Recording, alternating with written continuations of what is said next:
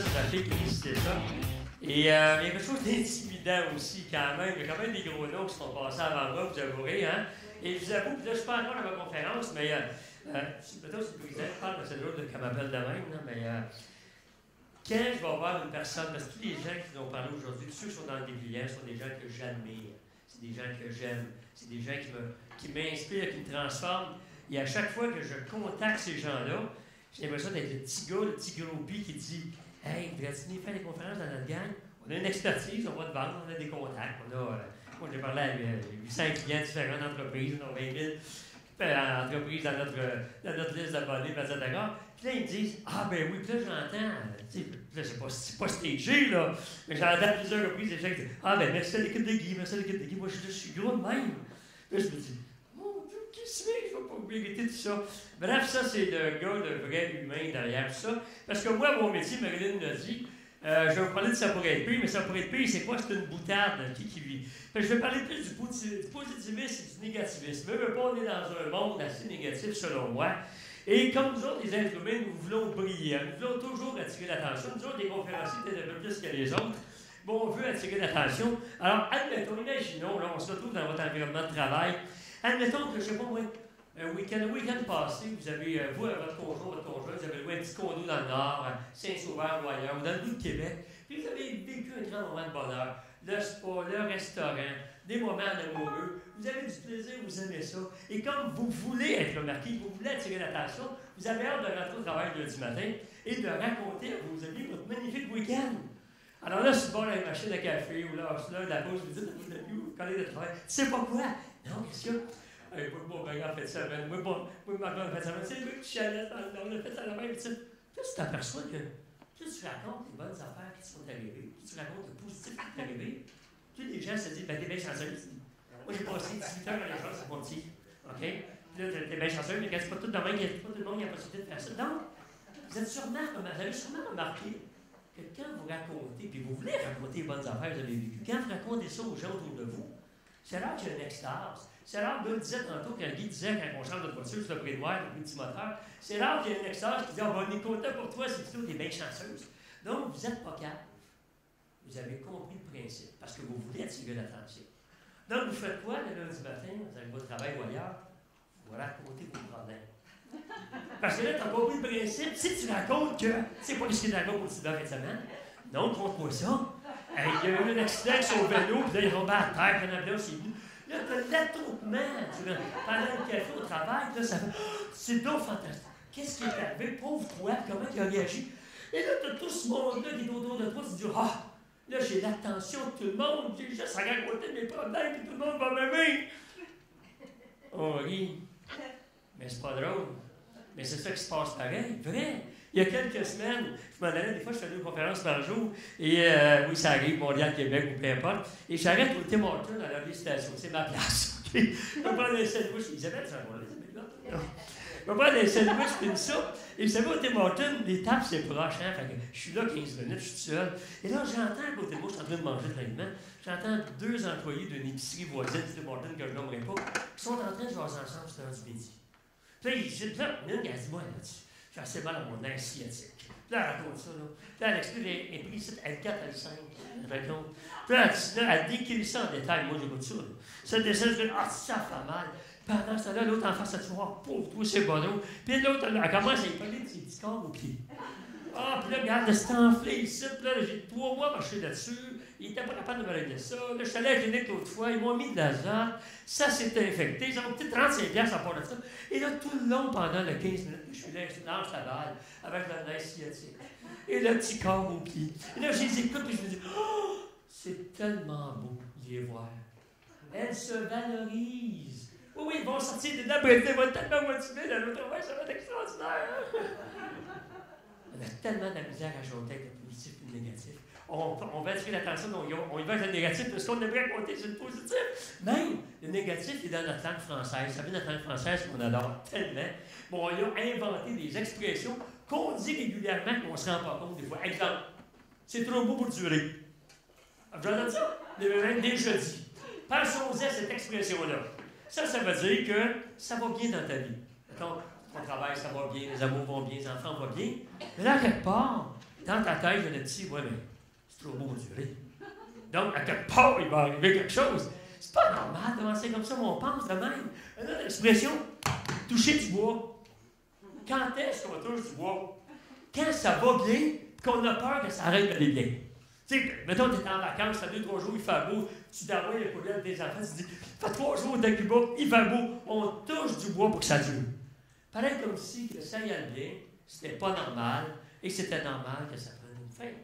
Il y en a plein d'expressions comme ça.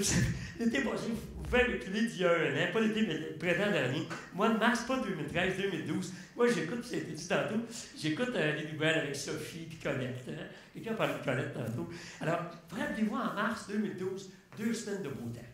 Et là, à chaque soir, là, vers 10h25, 10h27, Sophie lance la balle à Colette, elle dit, puis, Colette, qu'est-ce que vous me prévoyez demain?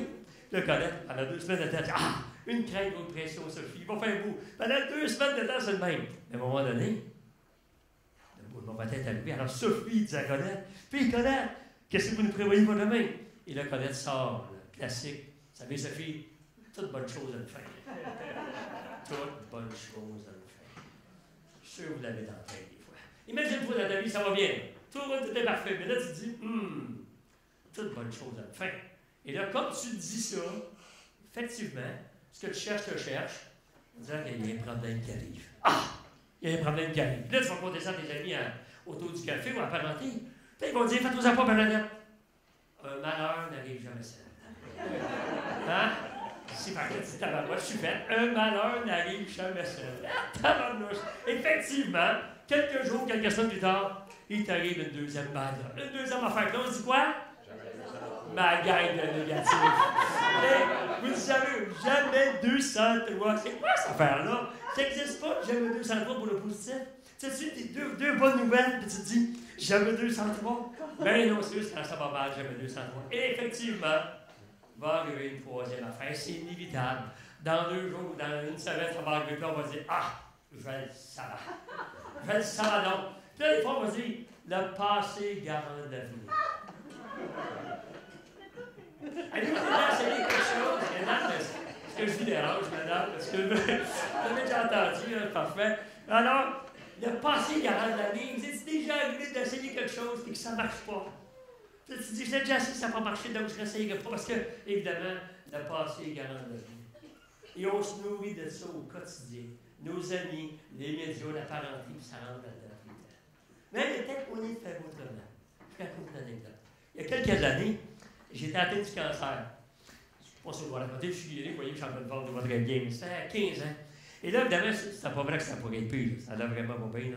Et là, je suis allé dans ma région, je demeurais à Saint-Hyacinthe. Il y en a qui m'ont dit, pourquoi tu vas pas faire une petite prière chez Sœurs Cloîtrées? Des sœurs Saint-Hyacinthe, c'est rare, ça ne va pas exister maintenant, non, mais des sœurs Cloîtrées. Des sœurs Cloîtrées, c'est quoi? Et prêt au jour de l'homme. Faut juste ça. Fait que je suis allé, quand même, quelques reprises, si tu rentres là-dedans, tu viens au monastère, tu claques. Là, il y a du claque, ça claque, le plancher. Et là, il y a comme des forfaits à 10$ ou à 20$. Je vous jure, 10$ de prière, 20$ de prière. Ils n'ont jamais expliqué c'est quoi tu ranges à les deux. Bref, je suis allé à quelques reprises, je ne sais pas si c'est ça qui a marché, mais je suis guéri. Mais c'est pas ça que je vais vous conter. Ce que je vais vous conter, c'est que ces religieuses-là, je suis allé à 4-5 reprises, ils n'ont rien, ils n'ont pas d'argent, ils ne sortent pas, ils n'ont pas Internet. Ils ne baissent pas. Ils n'ont pas la joie des enfants de voyager, ils n'ont rien de ça. Mais ils ont toujours le sourire fendu jusqu'aux oreilles, tout le temps, tout le temps, tout le temps. Chaque fois que j'en ai vu une, bonjour, c'est bonjour, puis vos traitements vont bien. À un moment donné, ça m'intriguait. Là, je l'avais, elle s'appelait Sœur Jeanne, que j'ai vue à 2-3 reprises. J'ai dit, Sœur Jeanne, peux-tu vous demander quelque chose? Elle dit, oui, c'est bonjour. Toi aussi, oui, je connais. J'ai dit, comment vous faites pour avoir le sourire de même? Moi, bon, OK, là, ça va mal, mais tu sais, avant ça, ça va bien. Je fais de l'argent, je gagne bien ma vie, mes enfants sont en santé, tout va bien, ça. J'ai pas toujours le sourire. Comment ça se fait, vous l'avez? Pas moi répondu ceci, elle dit, c'est simple, c'est mon choix. Elle dit, parce que nous, on a la totale sérénité d'esprit. La totale sérénité d'esprit. Et là, ça m'a résonné dans la tête pendant des heures et des heures. Ah! C'est ça le truc. De ne pas avoir de soucis. Avoir, tu sais, être capable de tout oublier. Puis là, je sais que vous dites, oui, mais Guy, ça se peut pas, on est en 2013, tout le monde a des problèmes, tout le monde a des soucis, tout le monde a des stress. Hein? Tout le monde en a un peu parlé tantôt, puis il a parlé des peurs. Hein? Tantôt, Patrice a parlé, bon, des angoisses, etc. Tout le monde en a. C'est une bonne nouvelle pour vous autres. Moi, je crois qu'il est possible de pratiquement tout enlever nos stress et nos soucis. Moi, je crois ça. J'y suis, je dis avec l'humilité, presque allé. Ah, des fois, j'ai des petites affaires, mais c'est petit. Mais j'ai développé des trucs pour le faire. Ça vous tente, je vous partage une couple de trucs. Ça vous tente-tu?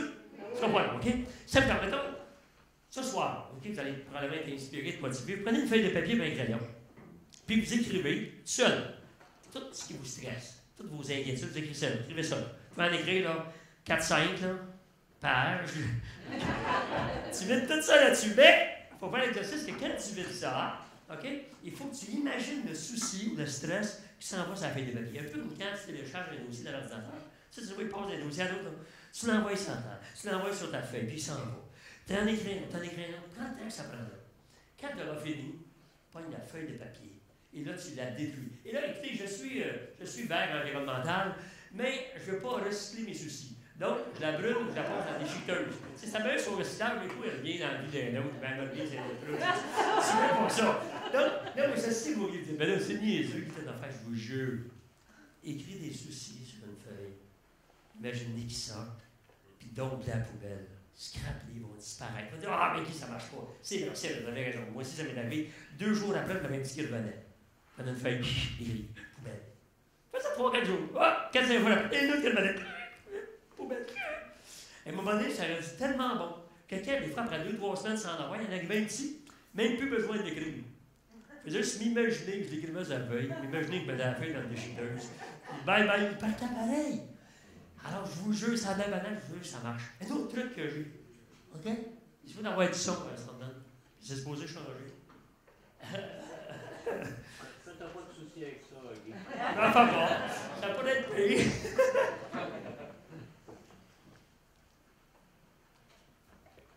Je vais en sauter un, OK? Je vais en sauter un le temps qu'on répare ça. Un autre truc, il y a quelques mois, je vais aller faire une conférence d'une compagnie dans le domaine de la construction. Puis c'est l'heure du midi, il me dit qu'il vient me jaser, puis il me dit, « Bonjour, tu peux-tu vous raconter une tranche de vie? » Je dis, « Oui, pas de problème. » Il dit, « Asseyez-vous bien. » C'est correct, m'assois. Il dit, « Il y a 7-8 ans, j'ai divorcé. » Ah ouais? Bon, vous n'êtes pas le seul. Je dis, « Non, je le sais, mais j'ai pensé au suicide. » Oh! Manifestement, il ne l'avait pas fait, parce qu'il est arrivé de me raconter ça. Alors, il dit, je suis allé voir un psychologue, j'ai jamais été voir un psychologue, mais j'ai voir un psychologue, puis il m'a dit quelque chose. Écoute, les 2 premières fois que je suis allé, il n'a pas dit un mot, mais c'était celui-là, je l'ai écouté. Donc, c'est-à-dire, je veux parler, il n'a pas dit un mot, à la fin, j'ai donné 80$. Il m'a donné rendez-vous après d'après. Il dit, mais c'est tendu, j'ai parlé, il m'a écouté, il m'a donné 80$. La deuxième fois, après ça, je me suis dit, à ce temps-là, écoute, il ne parle pas de psychologue, plutôt, oui, il m'a demandé, il me disait de quoi. Fait que la troisième fois, j'arrive là, je m'assois au lieu de m'étendre, puis je dis, psychologue, peux-tu me dire de quoi? Il dit, garde bien qu'est-ce qu'il a fait. Il dit, lève-toi debout. Je me suis levé debout. Il dit, va-t'en au fond de ma clinique, collé sur le mur, la ligne le plus proche possible. Il dit, écoute, je me suis collé sur le mur, mes 2 pieds touchés au mur, la ligne collée là. Là, le psychologue m'a demandé, il dit, qu'est-ce que tu vois?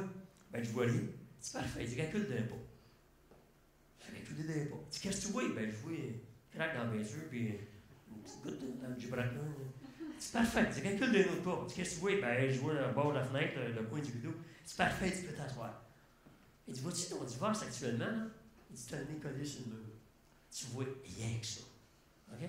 Il dit, il faut que tu apprennes à reculer. On va dire ça différemment. Il dit, la craque dans le gibraltar, la goutte de peinture, c'est tes enfants qui t'aiment, c'est ta gang de chums au hockey que tu joues. Ah, c'est vrai. Il dit, quand tu recules d'un autre pas, tu vois ça encore plus grand. Puis là, ben, le coin de la fenêtre et le bord du rideau, ben, c'est tes amis, c'est ta santé qui est bonne. Il dit, à partir de ce moment-là, ça c'est le gars qui parle, c'est pas moi, j'ai compris qu'il ne faut pas tout regarder comme ça. Il faut regarder demain, apprendre à voir différemment. Ça marche-tu, Marine? On va l'essayer. OK? Un autre truc, j'en donne un troisième. On va écouter l'autre. Hakuna Matata. Mais quelle phrase magnifique! Hakuna Matata. Quel chant fantastique! C'est bon, signifie que tu vivras Les ta paroles. vie sans aucun souci. Aimer la philosophie. Hakuna Matata. Ça, c'est mon truc à moi. OK? Pourquoi? Mes enfants sont tous dans 20 ans. J'ai pas juste Marilyn, j'ai 2 autres enfants. Ils ont écouté ça, le Roi Lion en boucle pendant des années, là, quand ils avaient 6-7 ans. Et j'entendais toujours cette toune-là, Hakuna Matata, sans aucun souci, philosophie, aimer la vie. Et c'est resté gravé dans ma tête. Et à chaque fois que j'en avais un, je me dis, je sais, ça fait pas sexy, ça fait pas le fun, là. À chaque fois que j'avais un, Hakuna Matata. Et il s'envolait, il partait. J'ai pas inventé ça. Quand vous avez vu le film Rocky, c'est le premier Rocky 1. Tu sais, quand il se faisait taper sa gueule, là, il allait dans le coin, qu'est-ce qu'il disait? J'ai pas mal, j'ai pas mal. Après ça, il disait Adrien! Adrien! Ben lui, son Hakuna Matata, c'était Adrien. J'ai un de mes amis, puis attachez vos oreilles, que son Hakuna Matata, mais quand ça va mal, c'est tabarnak. Peu importe. Mais je vous suggère de vous trouver un slogan, un mot, un symbole, une image, une pensée positive pour que lorsque vous aurez des petits soucis, puis ça fait partie de la vie, on l'a dit tantôt, on est tout de suite capable de le tasser puis le switcher. Next, parti. C'est juste une question de contrôle, simplement ça. Puis avant de vous laisser, je vais vous faire visionner un petit clip vidéo. De rien du tout, qui dure 2 minutes à peine. OK? Peut-être qu'on va pouvoir baisser un petit peu l'éclairage, c'est possible, sinon, parce que c'est un peu sombre. Et je vous invite à écouter attentivement et surtout à lire attentivement, comme on peut voir la vie différemment. Je suis né sous une mauvaise étoile et je refuse de croire que je peux améliorer mon sort. Au risque de surprendre, j'affirme que ça pourrait être pire, c'est un mensonge et que tout va de mal en pire. Je dois vous le dire, l'habitude d'en faire le moins possible, c'est plus important que le sens du devoir accompli. Les gens sont désabusés et il est faux de croire que tout est possible. Le monde est négatif, on ne peut plus dire que les gens ont des rêves. Mon opinion est que tous n'ont pas la même chance. Je n'arrive pas à accepter que je peux faire la différence et il faut se rendre à l'évidence qu'un malheur n'attend pas l'autre. Je ne crois pas que le meilleur est à venir, le changement est impossible et il ne faut pas croire que l'espoir est encore perdu. Tout cela est vrai, à moins de voir la vie sous un nouvel angle. L'espoir est encore permis. Il ne faut pas croire que le changement est impossible. Le meilleur est à venir. Je ne crois pas qu'un malheur n'attend pas l'autre. Il faut se rendre à l'évidence que je peux faire la différence et je n'arrive pas à accepter que tous n'ont pas la même chance. Mon opinion est que les gens ont des rêves. On ne peut plus dire que le monde est négatif. Tout est possible et il est fou de croire que les gens sont désabusés. Le sens du devoir accompli, c'est plus important que l'habitude d'en faire le moins possible. Je dois vous le dire, tout va de mal en pis, c'est un mensonge, et que ça pourrait être pire. Au risque de surprendre, j'affirme que je peux améliorer mon sort, et je refuse de croire que je suis né sous une mauvaise étoile.